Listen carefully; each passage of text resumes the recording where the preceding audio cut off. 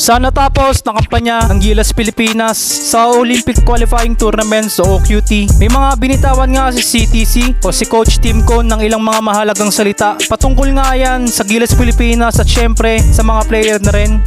Anya, ang Gilas Pilipinas daw ay sapat na. Ito daw ay punong-puno ng talento at sapat na ang karanasan para makipaglaban sa mga top player ng ibang bansa, lalong-lalo na sa mga European team. Ang ibig sabihin siguro niya dito, ang Gilas Pilipinas player daw na inilaban niya sa OQT ay sapat na para makipagsabayan sa iba't ibang bansa o sa mga top team ng FIBA, lalong-lalo na ang mga European team. Anya pa, ito daw ay isang dream team para sa ating Gilas Pilipinas dahil magandang ipinakita nila sa laban, lalong-lalo na sa number 6 na Latvia. Ito nga ay bagong Gilas Pilipinas na pumumuno ni CTC. Para sa akin mga tol, since 2014 pa lang malakas na talaga ang Gilas Pilipinas. Naalala